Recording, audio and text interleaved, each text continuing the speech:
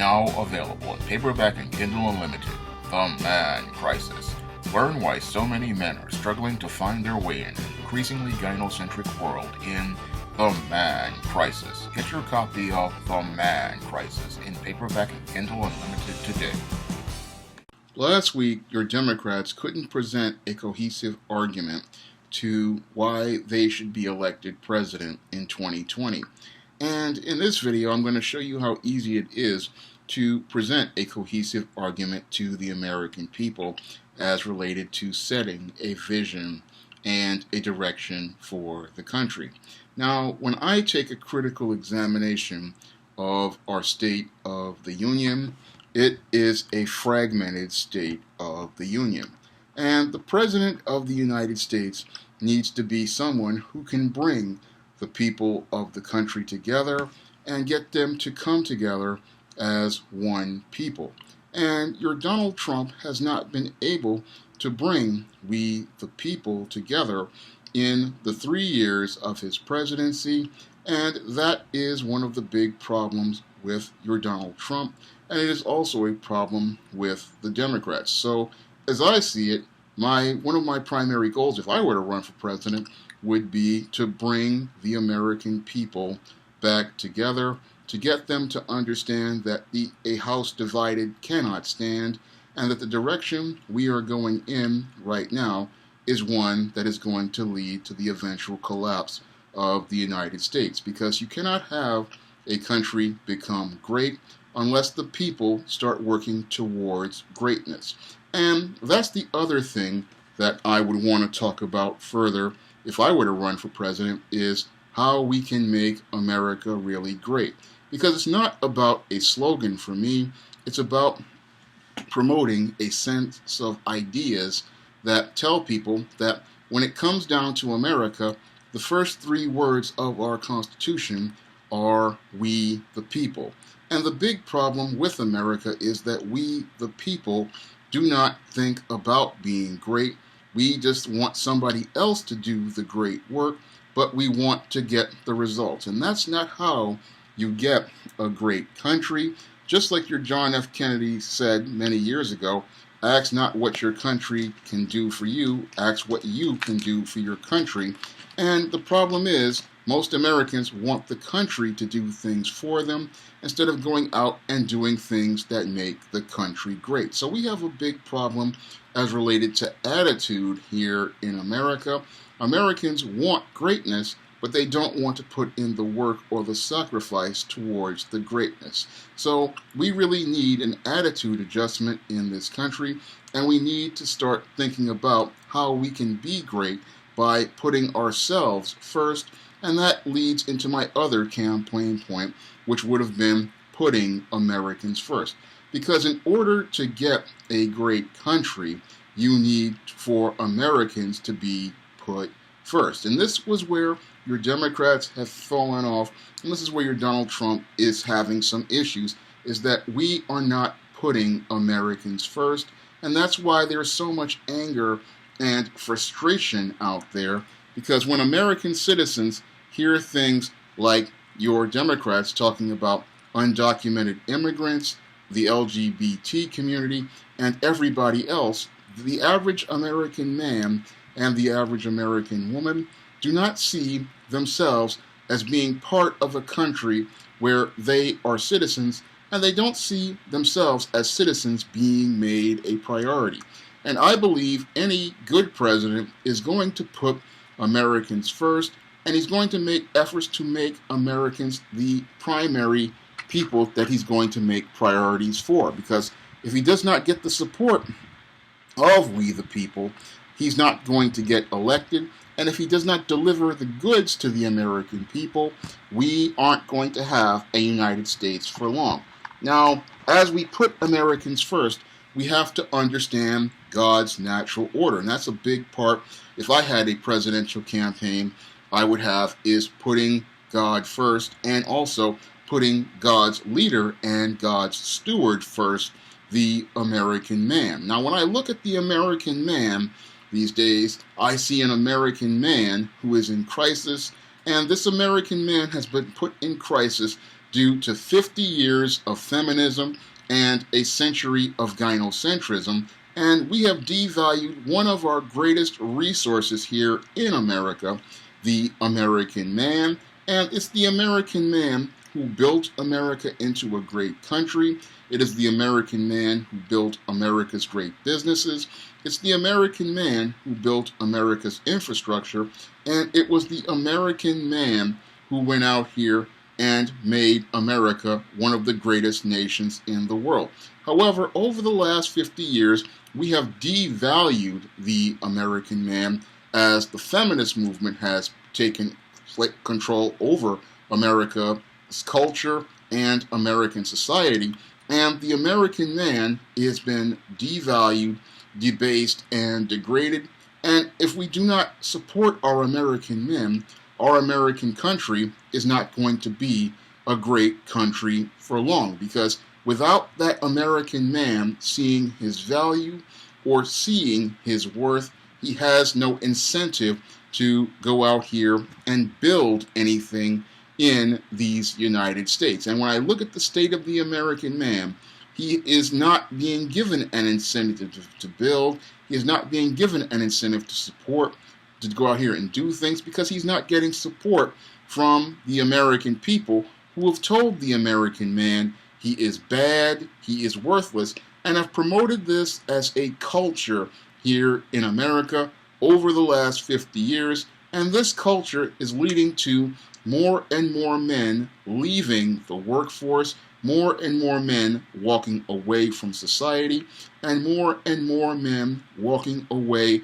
from the state of our union, because they don't see a place for themselves in the state of our union. And if they don't see a place for themselves in the state of our union, then our country's order is going to turn into chaos, because in order for a country to function, it has to follow God's natural order. And if the man who is the head of the family and the steward that God established over the world is not in his place, then your country is going to fall completely apart. So this is why I believe over the 4 years I would be president, I would want to start waging a campaign to make an investment in America's men. And part of that campaign is to work towards rebuilding the American man, because the American man at this point is in crisis, and because the American man has no support systems, this is why so many men are falling through the cracks, so many men are feeling hopeless, so many men are feeling depressed, and so many men are participating in extreme behaviors like mass shootings, like suicides or drug addiction.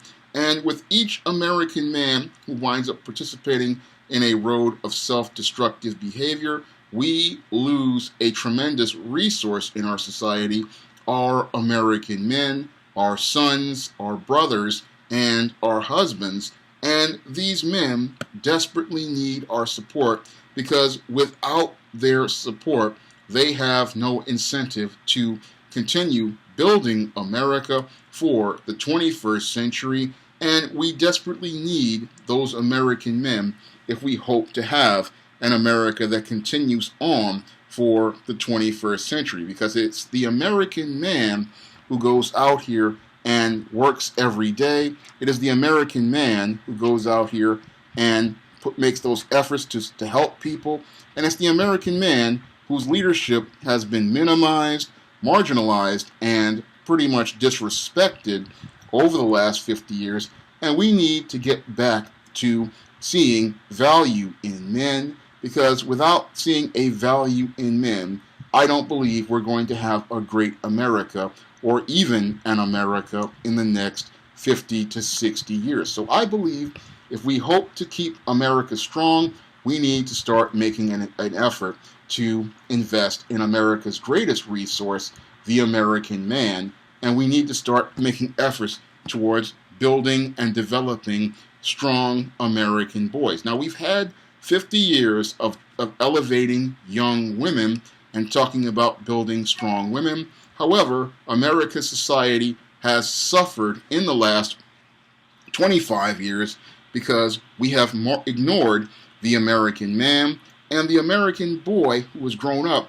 in these primarily single mother households has grown up to become an extremely dysfunctional individual, and we need to start making efforts towards changing the course of the American man, because without that American man, we are going to be a country that is going to be in crisis. Because when I look at America's society, we have a big problem with American men in that being raised in these single mother households, these males are not learning the male life skills and survival skills that they need. And if we don't have men who have life skills and survival skills, the country will not be able to adapt into the later 21st century or even the 22nd century. So it's imperative that we invest in rebuilding the American man and protecting the American man in our society. So that's the big mission of my presidential campaign, if I were to run for president, would be investing in Americans and investing in the American man first. Because if we invest in the American man then can go out here and build, and then he can take care of the American woman, and he can help, and he can lead the family in taking care of the American children. And as part of my campaign to do that, again, what I would want to do is start working on programs towards investing in American men, like doing things like giving tax credits out for hiring male teachers, making efforts to present media that shows positive images of men, and giving people incentive for going out here to promote positive images of men, promoting positive images of masculinity, presenting positive pictures of masculinity, and promoting positive perceptions about masculinity, something we haven't gotten over the last 50 years. And I would also want to go out here and do things towards giving out things for different types of skills. Now, when it comes down to the whole student loan crisis, I believe that that's something that cannot be dealt with a loan forgiveness program. I believe that we're going to have some sort of national service like AmeriCorps, where people go and volunteer for 4 to 5 years, and then they get their debts absolved as one of the things. Because as someone who did AmeriCorps Vista back in 2000, I can tell you it's a good program, and it's a good way to give people work experience, because a lot of these college kids have no work experience, and it's a good way for us to get these people working and get them the work experience they need so they can enter the job market. So with the AmeriCorps program, I would try to do something to get people's debts down by going through the program. Just like with the healthcare thing, I would come up with a campaign to say, we need to get rid of Obamacare and the Affordable Care Act. I believe that needs to be abolished. And what we need to do is use the existing Medicaid program to give American citizens health care if they are making anywhere from $0 to $50,000 a year. I believe if you're making anywhere from $0 to $50,000 a year, you should qualify for Medicaid, and that this existing program can cover all of the medical benefits that, people need here in America. It's covered people for over 50 years, so we didn't need an Affordable Care Act. All we needed to do was use the existing Medicaid program we have in place. Now, when it comes down to this immigration issue, my policy is this. I'm not going to support illegal immigrants getting things like driver's licenses or any sort of government support, because when you go out here and reward people for coming into the country illegally, all you're doing is rewarding criminal behavior. So my thing with immigration is I'm going to end all of the welfare programs here in the country for undocumented and illegal immigrants. And I believe if you end the welfare programs, you de-incentivize those illegal undocumented immigrants from coming into the country, because once you take away the financial incentives, people have no reason to want to come to the country. Because I believe the main reason why so many undocumented immigrants come to the United States is because They know there's a generous welfare policy. And I believe if the United States sent a leadership and a standard saying we only give welfare benefits to American citizens, this would really deter a lot of people from coming into the United States and trying to get your welfare benefits or your SSI benefits or even other federal benefits, because I believe that the United States should be for American citizens and American citizens first. And those who want to emigrate legitimately and legally, these people should have first dibs on anything because they went through the proper channels and they should be given proper incentive. Now, when it comes down to our education system, I look at our education system as being one that desperately needs reform. And again, we need to start focusing on rebuilding the American boy so he can grow up to become a healthy American man. Because when it comes down to the American boy, when he goes into a gynocentric institution like our public schools, he has been put last. And I believe it's time we started putting boys first the way God established the boy in the first place. Because as the boy is raised with the father then and the mother in a two-parent household, he is seen as valuable because he's extremely valuable to society. And we need to start reestablishing that value from day one in our public schools. And we need to start showing value in the American boy so he can grow up to become a healthy American man. Now, the other thing I would want to really focus on is when it comes down to the internet are all of these companies like your Googles and your Facebooks and many others. I believe that it's time for them to be given some sort of regulation, because when I look at the way they have been behaving as of late, there clearly is a problem with their policies and the arbitrary way they just remove people from their platform. So if we're going to protect free speech here in the United States, something has to be done in that regard. Because when I look at your America, we cannot say we're about freedom of speech and freedom of the press if we have corporate institutions making efforts to try to censor people and silence people all for expressing themselves. Because these companies have played with the whole policy of they are private companies, but then the minute somebody posts something critical of certain groups on their platforms, like your Facebook and your YouTube, there are efforts to censor people, false flag people, or even deplatform people. And that's really un-American as I see it. Because if you're supposed to be in this country, you are supposed to follow our United States Constitution. And it's about protecting, and when we talk about free speech, it's about protecting the speech that people don't like so that other people can have the right to go out here and speak freely. So this is something I would want to protect, because as a publisher, when it comes down to free speech, I believe the First Amendment is important to protect, and I believe it's something Americans really need to understand why it's important. So when I look at these internet companies, I can honestly say it's time to either do some antitrust laws or to create some laws to protect Americans' right to free speech. Because if we're going to have net neutrality, then we need to have free speech. And I want to bring back net neutrality, because I believe net neutrality is extremely important, because net neutrality means and everybody gets the same fair shake on the internet. That's one thing I have an issue with President Trump on, is that he did away with net neutrality, and I believe we need net neutrality if we hope to have a strong internet.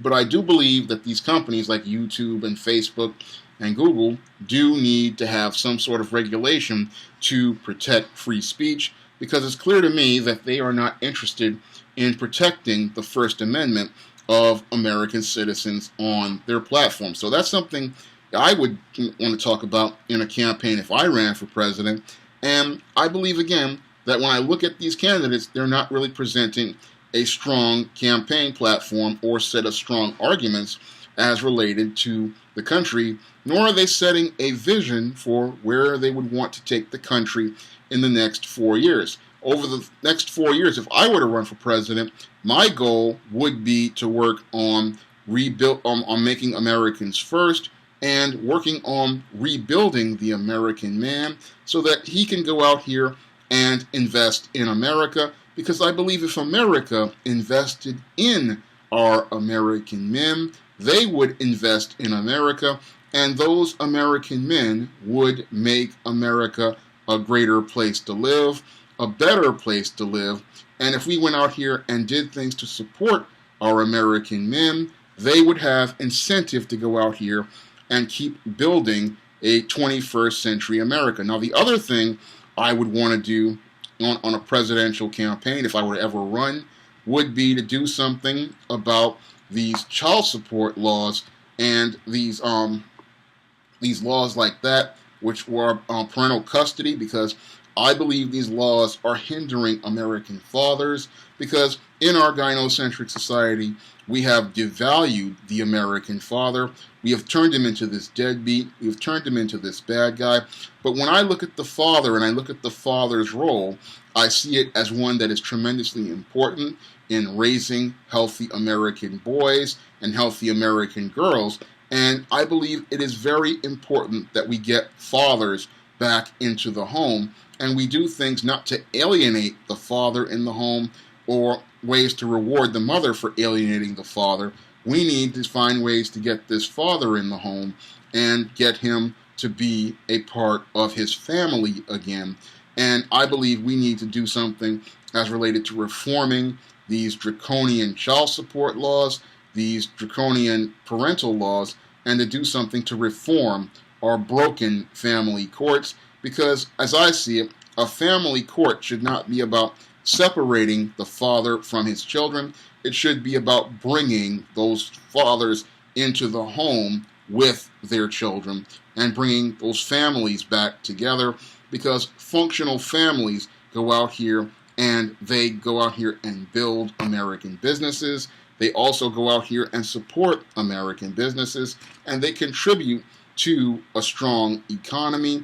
And it's very important for us to see the value of the American man so that he can go out here and do the work of building and maintaining an American society. So when I look at our American man these days, I see someone who is not being valued and appreciated for who he is, and he's somebody I would want to make an effort to invest in the 4 years I would be a president of these United States. Moreover, I would want to, again, build that bridge between the Congress and the Senate and try to get them to understand why we need to invest in Americans first, why we need to invest in American men first, and why, as a nation under God, we need to support American men under God's natural order. Because if we do not support our American men under God's natural order, they cannot be the stewards who can take care